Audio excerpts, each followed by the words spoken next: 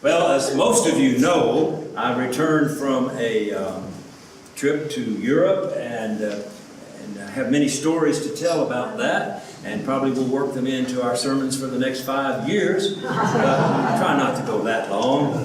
But it's an amazing thing, what I saw and what I experienced there. And I was going to tell you that one of the amazing things that happened, I had to mess with my watch because I had to change the times. And I didn't know how to do that. It's one of those complicated watches. And now there's a little alarm that goes off at 12 o'clock every day. And I don't know if it was the Lord's way of telling me, hey, it's time to be quiet. But so if it goes off, don't worry, I'll shut it down. It's been happening since we got back, so I don't know how to do that. But anyway, there we saw many things, and it was, like I said, wonderful. It was great. But what I'm wanting to do for the next 3 weeks is talk about the dark side that I saw.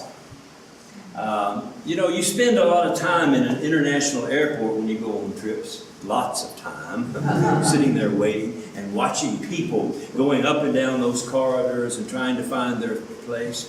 And you also see the TV just going on constantly. I don't care what country you're in. There's TVs in those lobbies everywhere. And what I saw in the streets of Europe, and what I saw on the TV, and what I saw in the hearts of people in those international airports was a growing darkness. I've traveled many times before, and you didn't used to see that. But now you feel it, you see it, you could almost cut it with a knife. A darkness coming upon our world. Our world is not growing brighter, our world is growing darker. Everywhere you look and everywhere you turn, you see this emerging darkness, like this huge cloud that's coming upon us. And it troubled my heart. And so when I came back here to Cuenca to prepare for the next few Sundays of messages, it came to me that I think what we would do well to do, and that is to focus upon that darkness and how we can find light in the middle of that darkness so that we can understand the power and the glory and the reason why we are Christian as we are. And as I meditated upon this darkness and tried to get into my mind how I could talk about it, I discovered that I could see at least 3 major dark spirits that have come upon mankind in the last 10 or 15 years. I don't know when it began, but it began, and now it's just getting worse and worse. And those 3 spirits, which is what I want to preach upon for the next 3 weeks. The first one, of course, is today, divisiveness. The second one is ingratitude. And the third one is cynicism. I think if you were to describe modern man in the early 21st century, this is what they will say in the history books someday. Modern man in the 21st century was divisive, ungrateful, and cynical. That's the nature of our humanity. And so I wish to talk about that today. Divisiveness being the first. Now, what is divisiveness? People think they know what that word might mean. They have some feeling about divided. It's not just divided. Divisiveness is a character trait. It's an attitude. It's a way of looking at life. It's what people do when they relate to others. Divisiveness is a way of relating to others, a way of relating to life. In Texas, we might call divisiveness the idea of shooting first and asking questions later. Being quick on the trigger. It's the desire, or by either accident or intention, to create a feeling of disunity. To create a feeling of disharmony. To create a feeling of dissension. Whether it is by purpose or by accident, the world is filled with this dark spirit in which we begin to relate to one another with this antagonism, this bias, this prejudice. Or, as I say, we also begin to relate to those people we like and say to them, I'm partial to you, I defer to you, you are one of my favorites. What it means to be divisive is to either by accident or by intention to see the world as divided between those people you like, those people you don't like, those people who agree with you, those people who do not agree with you, those people who compliment you, those people who don't. It is to see the world as divided, and it is to react to other people with that spirit. Are you for me, or are you against me? And slowly that's being creeping through our societies around the world, from the top echelons of politics all the way down to the lowest taxi cab driver in Europe. Divisive, divisive, divisive. We are filled with that spirit all around the world. And I don't think I have to argue very much with you for you to agree with me that that's the way our world is today. Our world is divided up into allies and enemies. And we see that more and more. It's not just something that happens and then goes away. This is growing in our world. This is growing in all of our nations. This is growing in our communities. It's something that just kind of sneaks into our heads, and we do not yet realize that it has taken hold of us, and that that's how we're living our lives, with argumentation, with divisiveness among ourselves. And it's a situation we must pay attention to. It's something we must understand that is happening to us. I saw a documentary. This is about our country in the United States, which knows a little bit about divisiveness now. Some enterprising young man had made a t-shirt for the politicians to wear, or the political interested people to wear. And he made it in such a way that he could sell it in the north part of the United States, and he could sell it in the southern part of the United States. He could sell it into those states that were one way, and he could sell the same t-shirt to those on the opposite side. And he's doing a booming business, and this is what the documentary was about. And what did the t-shirt say? It said, "No way, no compromise." Both groups love to wear that t-shirt, without a doubt, because it said what their spirit is about. No way, no compromise. No way, no compromise. You see? Regardless of what side of the fence we're on, that spirit's creeping in. And the spirit is saying, I would rather be right than be loved. I would rather be right than be united. You see? And that spirit is all around the world. And it's here in our midst as well today. You know, I used to preach, and one time I was preaching to a small church. I used to preach at small churches. And I had this little old lady come up to me and say, after I was preaching a sermon about the darkness of life, and she says, "Yes, Pastor, that was a great sermon, but it doesn't apply to little us, does it?" It doesn't apply to us. No, it does not apply to us, they think. And that's what I'm saying to us today. It does not apply to us, we think. We think that somehow or another, we are not divisive. That's the world that's divisive. That's others that's divisive. It's not I that is divisive. Oh, really? I asked that question. Who among us here today has not insisted upon their own way recently? Who among us here today has not shown partiality to one person and not to another? Who among us here today has not found themselves playing favorites between people? Who among us here today has not had a bias? I see life this way, and those people don't see it that way, and so I am biased against them. Who among us here today has not been antagonistic toward other people that they feel argumentative about? Who among us here today has not been a person that has come into relationships saying, it's my way or the highway? I think we all know divisiveness is here with us. It's in our spirit as well. Maybe not to the great extent that the rest of the world knows it, but right here in Cuenca, right here in this community, we are in danger of being overcome by that.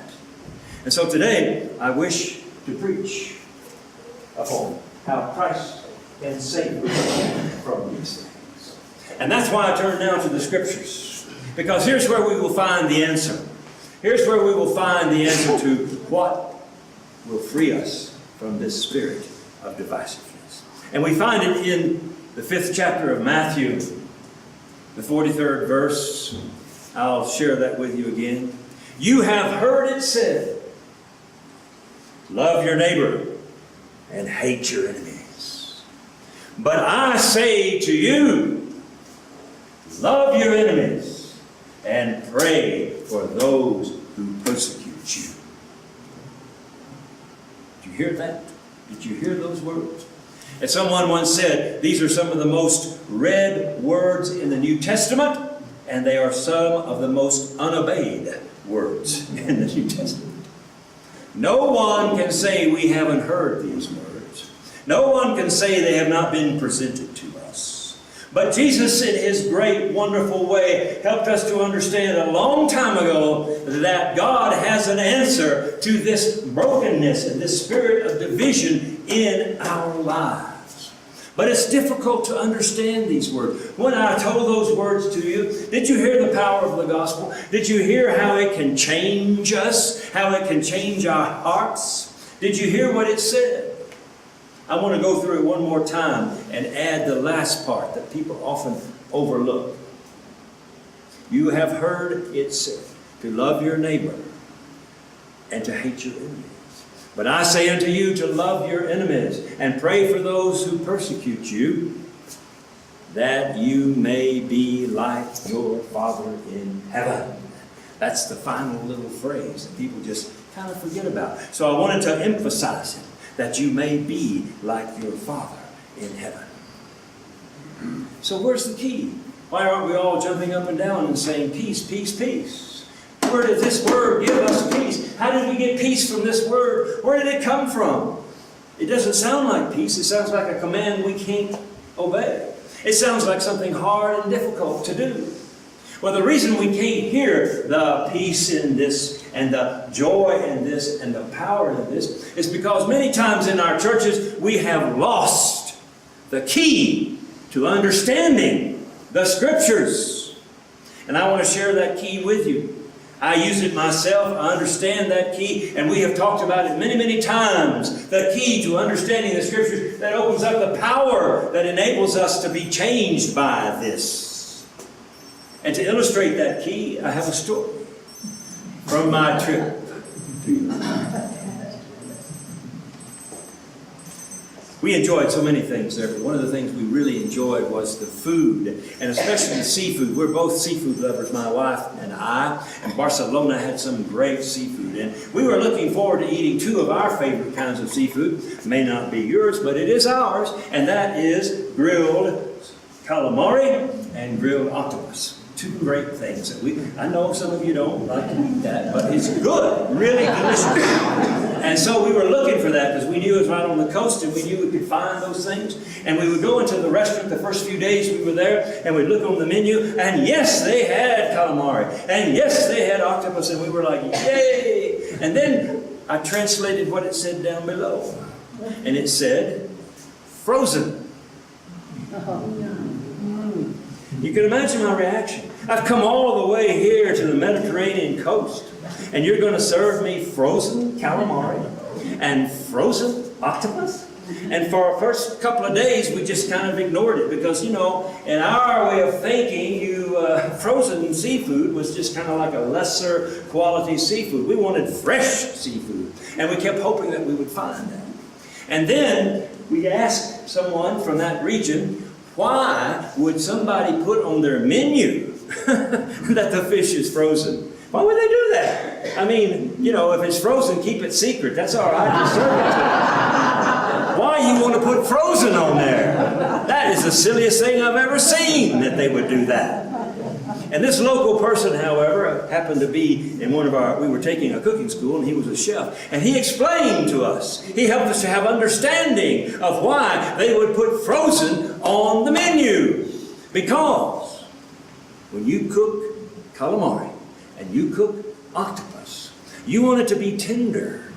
You want it to be suave.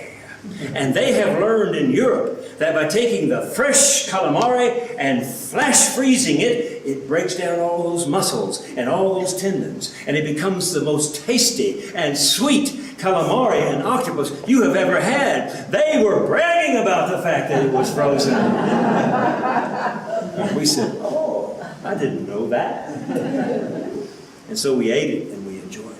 But the thing I want to get clear by telling you that story is that understanding why something is good, understanding why something is true, understanding why something is right is the key to being empowered by that truth. People can speak truth all day long, blah, blah, blah, blah, blah. But if you don't understand it, if you don't know why it's true, it has no power on you. It doesn't touch you. It doesn't change you. And you see these words we read today. People read them all the time. But nobody's brave enough to say, why? Why should we love our enemies? Why should we pray for those who persecute us? Why do they put frozen in the menu? Somebody needs to explain this, because our way of thinking is you love your neighbors and you hate your enemies. That's what we do. Why would Jesus say these words that we should love our enemies and pray for those who persecute us? Why would he do that? Was it just because it was a nice idea? Oh, it's a sweet idea. Nice, good. There's no power in that. Who wants to do something just because it's a nice idea? Just because it's a sweet idea? Who wants to do that? Nobody wants to do that. Or somebody says, well, it's because God, He commanded it, and the Bible, it says it, and I believe it, and that settles it. Well, that's kind of doctrinal and doesn't really do much good for anyone. It still doesn't explain why. That's like a parent whose kid says, why do I have to do this? They say, because I'm the parent. Yeah. No explanation there. No reason given. No understanding of why we should live like this. Jesus answers it here. The first thing he says to us is, you have heard that it was this way, but now I tell you it is this way. The first thing he says to us is, this is an exciting and new understanding of life. And you better sit up and pay attention, because I'm telling you something that is different from what you have learned in the world and from what you have learned for thousands and thousands and thousands of years. I'm telling you a new secret to life. I'm telling you something that will change you forever. So that should make us sit up and pay attention to what this is. And then Jesus gives us the answer as to why. Why should we do this? Listen to it closely, because many times we don't understand it even when we hear it 2 or 3 times. He says, here's why. That you may be children of your Father in heaven.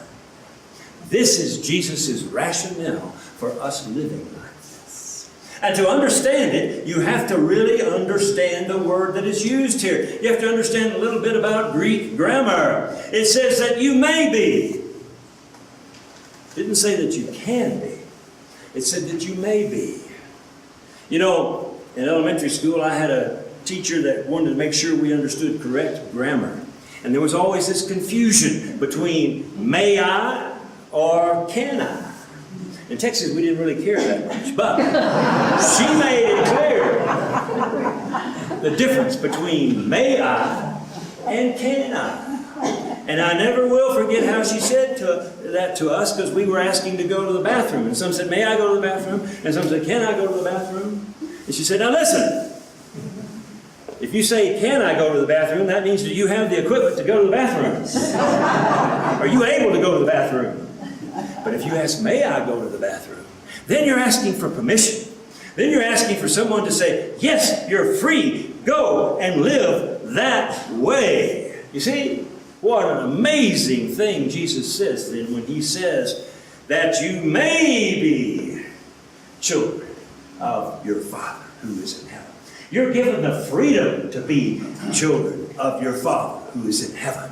You are given the freedom to be who you actually are. You are given the freedom to go and to live as the child of God that you are. You're the freedom to be who you are. This is what God is saying in Jesus at this moment in time. This is why you love your enemies, and this is why you pray for those who persecute you, because despite the fact that the world has taught you differently, despite the fact that the world has said all of these kind of things, you really are a child of God. You really are someone who lives this way. This is who you are. This is what you are. This is what you can do. You can be that person in this world that prays for their enemies and that loves their enemies and that prays for those who persecute them. Not have to try to do it. No, you can do it because that's who you are. You see, the big problem we have in hearing the gospel is we are deaf to it and we are blind to it because we've been taught so long that we're human beings and this is how human beings live and this is what the human community does.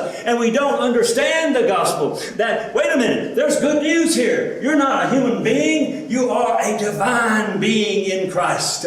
You are someone who can live as God would live if God lived in you. That's who you are. And that's the good news. You don't have to live like the humans do. You are free now to live the way a child of God would live.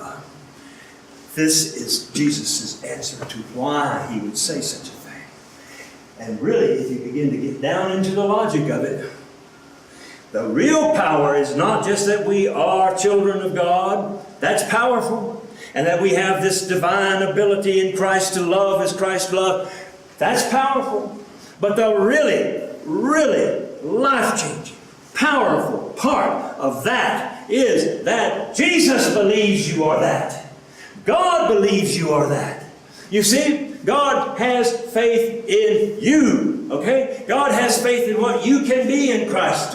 We often in the churches so often talk about having faith in God. That's not the issue. Do you have faith in what God has faith in you? Do you believe you're a child of God or do you believe you're a child of the world? Jesus says you're a child of God. God says you're a child of God. The Holy Spirit says you're a child of God. All the universe says you're a child of God. It's up to you to wake up, open your eyes, get your ears alive, and understand this is the power of the gospel. It's a brand new word that comes busting into this world telling us, human no more, divine forever. This is the hope we have in this world, that we would understand that we can be that way. All we need to do is have faith that we can do this.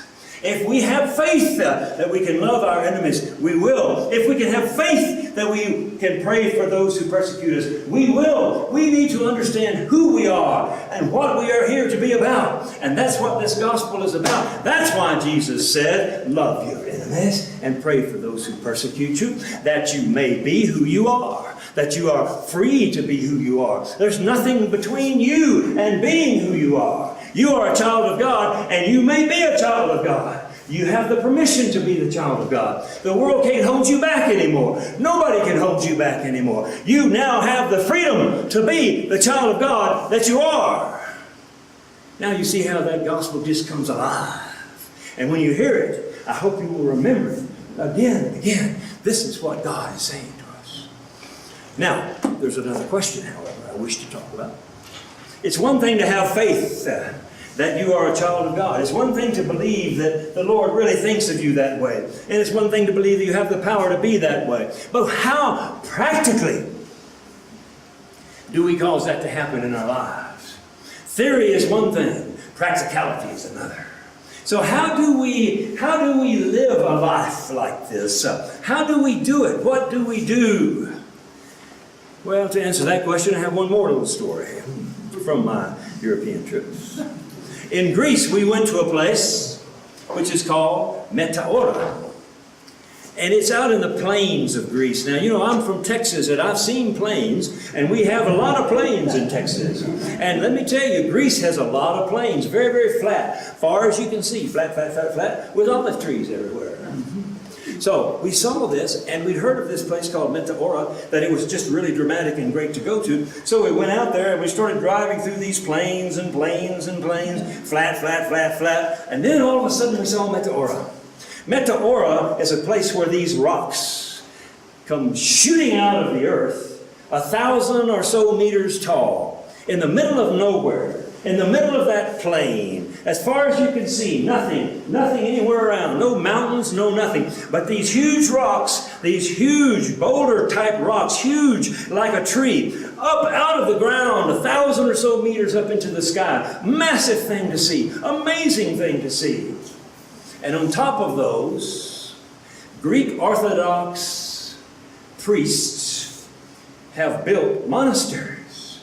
Back in the 1600s, they started building these things. It was very difficult because there's no stairs, and you got to get all kinds of stuff up to the very top to build these monasteries. And they built them there because it was a refuge from the world. They could live in these monasteries, and they could worship God, and they could feel the peace of God, and they could look out all over the whole world, but nobody could bother them because they were 1,200 meters up, and it was a straight drop down to the plains. They endured revolutions. They endured World War I, World War II, and all the other things that have happened in Greece since that time. Not bothered one bit because they were in their refuge on top of those great rocks. And you could go up there. You have to climb many stairs.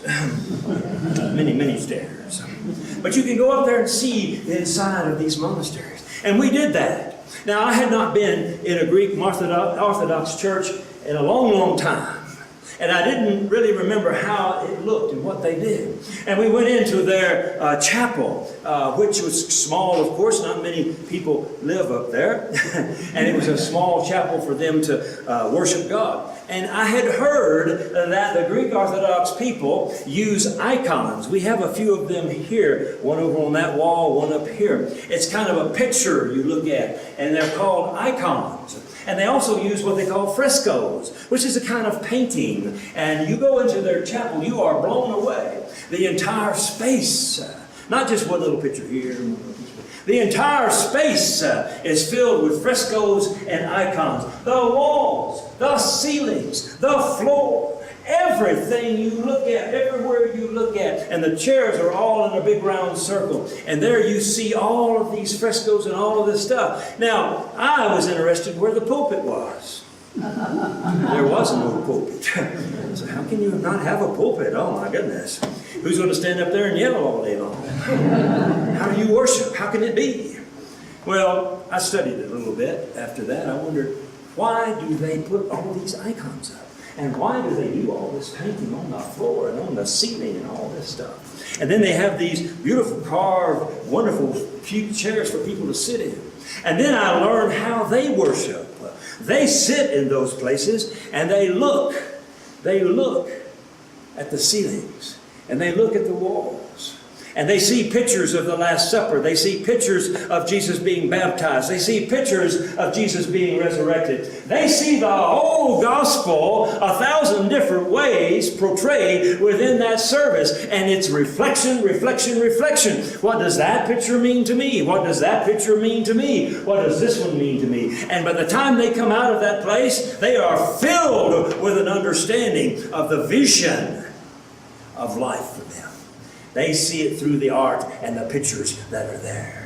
And that becomes a vision in their head. They see that icon all day long as they walk through their days. They see the icon of Jesus at the Last Supper. They see the icon of Jesus forgiving the paralytic. They see those icons. Their minds are filled with them. And you can't help but be filled with it. That whole place is full of it. And every time you go there, you get more and more images. So the whole point I'm bringing up is what I learned when I read about it. One scholar or theologian from the Greek Orthodox Church said, "We believe you become what you see." Wow, blew me away. You become what you see. Isn't that an amazing difference between those of us who watch TV all day long or go out here and see all this horribleness in the world? They live by what they see. They have a vision of Jesus. Now, what I'm saying to you today, practically speaking, you can have a vision of Jesus as well. You can have a vision of yourself as being like Jesus. You can work on seeing yourself as a child of God as opposed to a child of the world. You can spend time beginning to envision yourself as this one who can love and who can love all people in all different ways and kinds of people. You can begin to envision yourself. It's like the old nursery rhyme. You get up in the morning and you look in the mirror and you say, "Mirror, mirror on the wall, who is the fairest of them all?" And the mirror answers back, "Jesus is the fairest of them all, and we hope He lives in you today." And this is the message that I'm trying to bring to you as far as a practical way. You need to see yourself as being someone who is by God's understanding able to do these things, who is by God's faith able to do these things. This is how you need to see yourself, and it'll change the way you relate to people. It will change the way you live in this world. It will change you into a person that is no longer divisive, but who is now a person of peace. It will change you dramatically if you have that vision of yourself. I saw a young Christian one time, and I have great hope because of the young Christians I see. And he was wearing what looked like a rosary bead. He was definitely a member of the Baptist church. But I didn't know that he was wearing a rosary bead around his neck. But I went up to speak with him, and then I looked at it more closely. And there was only 3 beads on there. If you've ever seen a rosary, they got lots of beads on there. And what you're supposed to do is rub those beads and think about something. Rub those beads and think about something God has told you, or a prayer you're supposed to pray, or something of that nature. So I asked the young man, I said, why do you only have 3 there? And he says, "Because I want to be an ace for God." Now, I've played poker and things of that nature, and I know what an ace is. Yes, you want to be an ace, you want to be the high card. I see. No, he said, "I want to be ACE." And what he meant by that was, I want to be an accepting, compromising, encouraging person. ACE, accepting, compromising, engaging, and encouraging. This is who we are to be. This is what a child of God is like.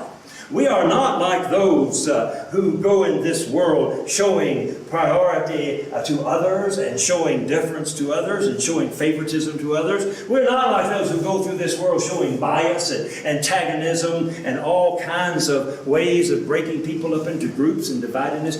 We are the people of God, and we are the children of God, and we are the aces of God, in that we are the ones who see ourselves as being accepting, compromising, and encouraging to all people, because that's what Jesus was like. One church I served, I had a woman in there who was a weight loss coach. And I talked to her, and she said, I preached a sermon something like this, and she said, in our weight loss school, before we talk about dieting, before we talk about what foods you eat, we talk about your image of yourself. She says, I help my students have a skinny vision of themselves. I see myself as skinny. Well, in the Christian world, we need a Jesus vision of ourselves. I am the one who has been called by God. I am a child of God. And who I really am, I'm the one who is accepting, compromising, and encouraging to all others. I am the one who welcomes all into my midst. I don't care who they are or what they might be. I'm the one that does that. And that's who I am. And why do I do it? Because that's who I am. You see, it's a big difference between doing it because it's who you are and trying to work hard at it. Oh, I got to be better. I got to do this. No, Jesus says, you may be a child of God. You're free to do it. It's up to you. All you need is the faith to believe you can do it and go forward and do it in this world. And so that's what he tries to tell us as we read these scriptures today. Closing out with one final story. Not from my Europe trip. One of the things I really enjoy doing is reading about hymns that we sing and getting into those stories of the persons who wrote these hymns and what was their life like. And today I want to tell you some research I did and learned about a man named William Longstaff. Now, who's William Longstaff? If you look at your closing hymn today, you'll see his name at the bottom. He's the one who wrote the text to the song we're going to sing in just a moment. Now, William Longstaff was the son of a wealthy merchant. He was a prince. He didn't have to work for a living. He didn't have to do nothing. He could just do whatever he pleased. He had all the money in the world that he needed. But he was touched by the gospel, and he was changed by the gospel. And so he took his money and all the time that he had, and he served those evangelists who were preaching. He wasn't an evangelist himself. He was a layperson. And he just wanted to do whatever he could to make sure the gospel was preached, and that he could do whatever he could to make sure everyone in this world understood how important it was to be alive in Christ. And he spent a lot of time doing that. And he wrote poems. Some of his poems became hymns. And the one we sing at the end today was a poem that became a hymn that he wrote. Now, I used to not like this hymn at all. I didn't like to sing it. And the reason I didn't like to sing it was because I was understanding it the wrong way. Just like understanding frozen squid the wrong way. Or understanding the gospel the wrong way. It says, take time to be holy. And I always understood that to mean work a little holiness into your life. You know, go out here and serve the devil 6 days a week, but work a little holiness into your life. I didn't like that. But he wrote these words after having heard a sermon preached on Hebrews 12:14. Without holiness, no one shall see God. And he understood that God gives us our time every day. If you have 24 hours today or tomorrow, who gave it to you? God gave it to you. None of us has any guarantee that 2 days from now we're even going to be here. But if you got 24 hours today, who is giving you those 24 hours? Who is handing them to you? It is God Himself that handles us the time we have. It is God Himself that gives us the hours of our days. And what William Longstaff meant was, take that time to be holy. You see? Quite a different understanding. And that's why he was saying in his poem, God gives you the time, but you need to take it in order to learn how to be the child of God you are. That's what's meant by being holy. It's by being the loving, the accepting, the encouraging, the forgiving person. Take your time and become that kind of person, you see. That's the correct understanding.